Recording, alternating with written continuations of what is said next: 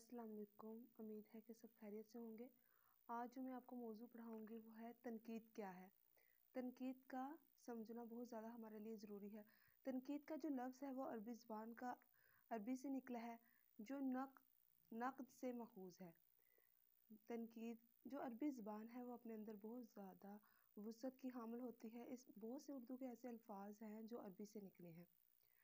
इसका मफ़हूम क्या है? तनकीद का मफ़हूम का पहले हमें पता होना चाहिए कि तनकीद का जो मफ़हूम है वो क्या है। इसके जो लग़वी मानी है वो खरे और खोटे को परखना है। इस्तिलाह में इसका मतलब किसी अदीब या शायर के फ़न पारे के हुस्न क़बा के अहाता करते हुए इसका मुक़ाम व मर्तबा मुतय्यन करना है।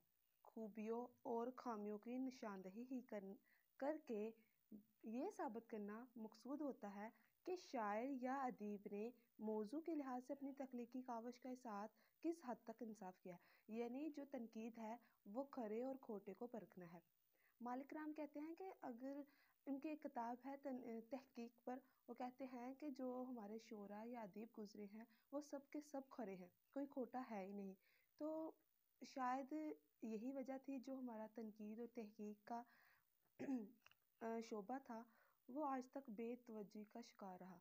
उस पर तवज्जो कम दी गई, लेकिन बहुत से फिर भी इसके बावजूद भी बहुत से शोरा ने सर उठाया। दरअसल जो इस्तिलाह में है, मतलब कि उन्होंने कहा किसी अदीब या शायर के फ़न पारे के कि शायर या अदीब ने जो कुछ भी लिखा उसमें या ख़ामियाँ निकालना या अच्छाइयाँ निकालना। दूसरे शायर या अदीब ने मुहक्किक का काम यही होता है कि किसी ने ये लिखा है तो उसने कैसा लिखा, क्या ये अदब के मुतल्लिक़ है, पूरा उतरता है उनके लवाज़मात पर। इसी परख को तनकीद कहते हैं। आगे अगर आप लोगों ने ये करना है तो कर लें, थोड़ा बहुत इसका पता होना चाहिए, पढ़ लें, क्वेश्चन में लिखना ज़रूरी नहीं है ये। मुख्तसरन फ़न व तनकीद वो फ़न है जिसमें किसी फ़नकार के तख्लीक करदा अदब पारे पर असूल व ज़वाबित व कवायद और हक़ व इंसाफ़ से बेलाग तबसरा करते हुए फ़ैसला सादर किया जाता है और हक़ व बातिल, सही व गलत और अच्छे व बुरे के मबैन ज़ाती नज़रियात व अतिक़ादात को बिलाए ताक रखते हुए फ़र्क वाज़ेह किया जाता है। यानी तनकीद का मकसद ही यही है कि हक़ व बातिल में फ़र्क, सही और गलत क्या है। यानी जो भी शायर या अदीब ने अपनी तहरीर लिखी होती है, दूसरे मुहक्किक ने उसमें गलत और सही का फ़र्क निकालना होता है, यही तनकीद है। इसको हम तहरीर कहते हैं। बहुत से मुहक्किकीन ने इसकी जो तारीफ़ है वो मुख्तलिफ़ तरीक़ों से की।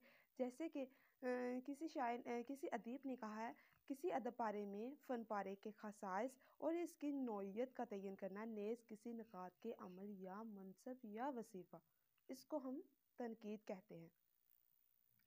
अब दूसरी इसकी जो तारीफ़ है, किसी और मुहक्किक ने कहा, तनकीद इस अमल या ज़हनी हरकत का नाम है जो किसी शय पारे या अदब पारे या फ़न पारे के मुहासिन व मवाइब की कदर शनासी या इस बारे में फ़ैसला सादर करना। मुझे दरअसल जो ज़ाती मेरा फ़ैसला है, मतलब मुझे ये जो तारीफ़ है ये सबसे ज़्यादा अच्छी लगती है। इसमें हमें पूरी वाज़िया तौर पर हमें समझ आती है कि तनकीद जो है वो ज़हनी हरकत का नाम है। किसी भी शय पारे, अदब पारे या फ़न पारे, उसमें फ़ैसला इंसान ने खुद सादर करना होता है। यानी जो मुहक्किक होता है उसने दूसरे की तनकीद करनी होती है कि क्या लिहाज़ा ये जो अदब पारा है वो अदब के मायनों में सही उतरता है या नहीं। फिर किसी और मुहक्किक ने कहा कि तनकीद का काम किसी मुसन्निफ़ के काम का तज्ज़िया, ये भी वही बात हुई कि मुसन्निफ़ के काम का तज्ज़िया, यानी मुसन्निफ़ ने जो कुछ लिखा उस पर तज्ज़िया, उस पर नज़र दुरानी करनी, क्या उसने ये बिल्कुल ठीक लिखा है या नहीं। उसके मुदल्लल तौज़ीह के बाद इसकी जमालाती कदरों के बारे में फ़ैसला सादर करना। फिर सब कुछ देख परख के ये फ़ैसला करना, क्या आया ये जो उसने लिखा है मुसन्निफ़ ने, ये ठीक है भी या नहीं। फिर आता है, पहले हमने बताना है तनकीद क्या है, यानी उसकी जो लग़वी और इस्तिलाही मानी है वो हमने बताने हैं। फिर तनकीद का किरदार क्या है, हमारे जो माशरे में, अदब में, उर्दू अदब में क्या इसका किरदार है। फिर उसके बाद हमने तारीफ़ बतानी, 1-2 आप तारीफ़ें बता सकते हैं अपने सवाल में। अच्छा बनाने के लिए मतलब 2-3 तारीफ़ों का होना ज़रूरी है। फिर तनकीद और تخلیق کا رشتہ، یعنی تخلیق جو مصنف جس کی ہم ادب پارے یا فن پارے پر تنقید کر رہے ہیں وہ تخلیق کا رشتہ اس کا کیا ہے۔ تنقید اور تخلیق کے باہمی رشتے کے بارے میں یہ کہا جا سکتا ہے کہ جس طرح شاعر یا ادیب فن کی تخلیق سے پہلے کسی نہ کسی مفہوم میں ناقد ہوتا ہے، یعنی جو بھی شاعر یا ادیب ہوتا ہے وہ اپنے جو فن پارہ ہوتا ہے اس کا ناقد ہوتا ہے، ناقد وہ لکھنے والا ہوتا ہے، خود پہلے وہ خود ہوتا ہے۔ اس کا انہوں نے یہ سمجھانے کی کوشش کی ہے کہ جو بھی مصنف ہے وہ جب بھی اپنا کچھ بھی تحریر کرے ضروری ہے کہ وہ خود اس پر خود تنقید کرے، پہلے وہ خود، جیسے ہمارے جو استاذہ کرام کہتے ہیں کہ جب بھی آپ اپنا پیپر سولو کریں یا پیپر کو حل کریں تو پیپر لکھ کے ایک مرتبہ سارا اس کو پڑھنا چاہیے۔ پڑھتے وقت ہمیں بہت سی ایسی خامیاں جو نظر آ جاتی ہیں، لکھتے وقت نہیں پتہ چلتا کہ کون سے الفاظ ہم نے غلط، کون سے صیغے ہم نے چھوڑ دیے۔ یہی وجہ ہے، وہ بھی تنقید میں یہی سمجھانا چاہتے ہیں کہ بہت سی ایسی غلطیاں ہوتی ہیں کہ انسان خود بھی ان کو پرکھ لیتا ہے، کہ جو وہ خود ایک ناقد ہوتا ہے، اسے پہلے اپنے جو تحریر ہوتی ہے اس کو پرکھ لینا چاہیے۔ اسی طرح ناقد کو بھی تنقید سے پہلے فن پارے میں موزوں تاثرات و تجربات سے اسی طرح گزرنا ہوتا ہے جس طرح ایک فن پارے کا خالق پہلے گزر چکا ہوتا ہے۔ اس میں انہوں نے یہ بتایا ہے کہ جو ناقد یعنی جو تنقید کرنے والا ہوتا ہے، جیسے جس تخلیق کار نے جب وہ فن پارہ لکھا، جیسے وہ مشکلات سے گزرا، تنقید کرتے وقت جو دوسرا بندہ ہوتا ہے یعنی جو دوسرا ناقد ہوتا ہے اسے بھی انہی مشکلات سے گزرنا پڑتا ہے۔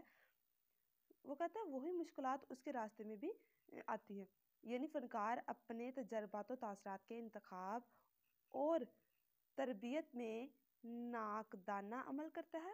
علاوہ ازیں فن کی روایت اور تکنیک سے بھی اس کی واقفیت ضروری ہے، جس کے باعث وہ خود اپنے فن پر تنقیدی نظر ڈال سکتا ہے۔ جو پہلے میں نے آپ کو پہلے بات بتا دی ہے، یعنی کہ وہ تنقیدی نظر خود اپنے فن پارے پر ڈالے پہلے، یہی اس کے لیے زیادہ بہتر ہے۔ پھر لوگ تنقید اس پر کم کر سکتے ہیں، بری تنقید کم کر سکتے ہیں۔ ہم کہہ سکتے ہیں کہ فن کی تخلیق سے پہلے اور فن کی تخلیق کے بعد تخلیقی فنکار ناقد کا رول ادا کرتا ہے۔ وہی بات بار بار وہ دہرا رہے ہیں، بس تھوڑا سا سمجھنے کی ضرورت ہے اس کو۔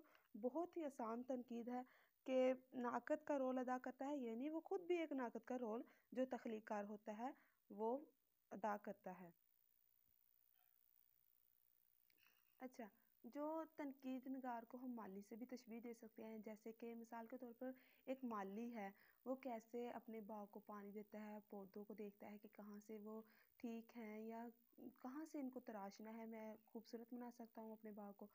اسی وجہ سے تنقید نگاروں نے تنقید نگار کو مالی سے تشبیہ دی ہے۔ تنقید کے لیے استدلال ضروری ہے، استدلال کا ہونا ضروری ہے تنقید کے لیے۔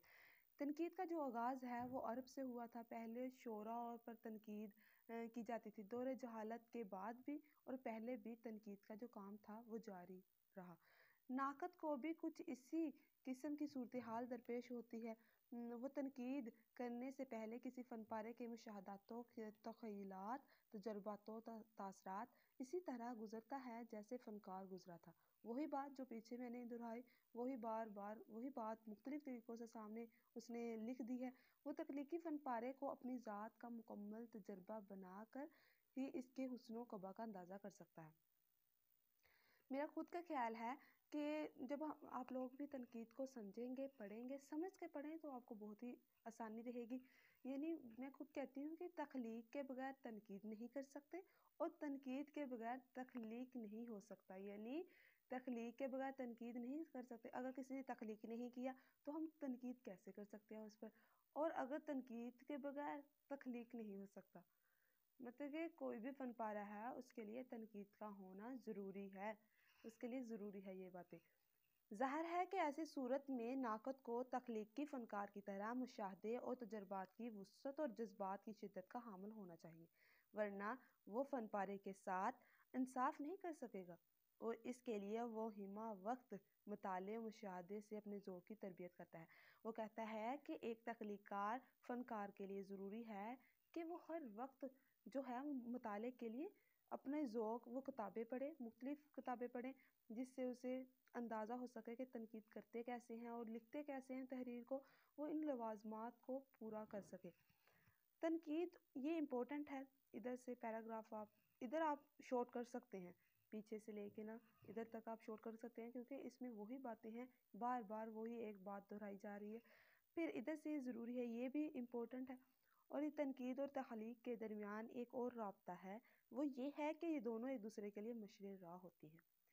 یہی بات ہے جو میں نے پہلے کہا تھا کہ تنقید کے بغیر تخلیق نہیں ہو سکتا، اور تخلیق کے بغیر تنقید نہیں کر سکتے، یعنی تنقید اور تخلیق کے درمیان ایک رشتہ ایسا ہے جن کو ہم ریجیکٹ، یا ہم اس کو کچھ بھی کہہ سکتے ہیں کہ ریجیکٹ نہیں ہم کر سکتے اس کو۔ تنقیدی اصول ہمیشہ فنی تخلیقات کی بنیاد پر استوار ہوتے ہیں اور عظیم فن پاروں سے اخذ کی جاتے ہیں۔ مثال کے طور پر ارسطو کی جو کتاب ہے بطیقہ، اس میں بطیقہ آپ لوگوں کو شاید آپ کی نظر سے گزری ہو، بطیقہ بہت ہی اہم ہے اردو ادب میں۔ جیسے کہ وہ بطیقہ میں انہوں نے جو ڈرامہ نگاروں کے سامنے رکھ کر اسے وضع کیا تھا، مطلب اس نے شاعری کے بارے میں تنقیدیں کی تھی، پڑھ کے دیکھیے گا اسے، پھر آپ کو اندازہ ہوگا کہ بطیقہ کتاب میں کیسی تنقیدیں تھی۔ اس نے یونان کے عظیم ڈرامہ نگاروں کو سامنے رکھ کر وضع کیے تھے، لیکن ارسطو کی بطیقہ صدیوں تک تخلیق کے فن کے لیے مشرے راہ بنی رہی اور آج بھی مسترد ہے۔ یعنی اتنی اس کی اہمیت ہے کہ ارسطو کی جو کتاب ہے وہ آج بھی قابل غور ہے، قابل توجہ ہے۔ اس کے علاوہ ہم جو مولانا حسین آزاد ہیں، حواس خمسہ میں سے وہ شامل ہے۔ ہمارے جو اردو ادب کے ہیں وہ 5 حواس خمسہ ہے، ان میں سے محمد حسین آزاد بھی شامل ہے۔ ان کی کتاب آب حیات، انہوں نے بہت اچھی وہ تنقیدی اور تحقیقی کتاب ہے، اس کو آپ دیکھ سکتے ہیں، اس میں مثالیں لے سکتے ہیں اس میں سے، اور اس تنقید میں آپ ان کا ذکر کر سکتے ہیں۔ شکریہ، مجھے امید ہے کہ آپ کو آج کا جو لیکچر ہے وہ اچھے سے سمجھ آ گیا ہوگا۔ اگر آپ کو کسی بات کی سمجھ نہیں آئی تو آپ مجھ سے دوبارہ پوچھ لیجیے گا۔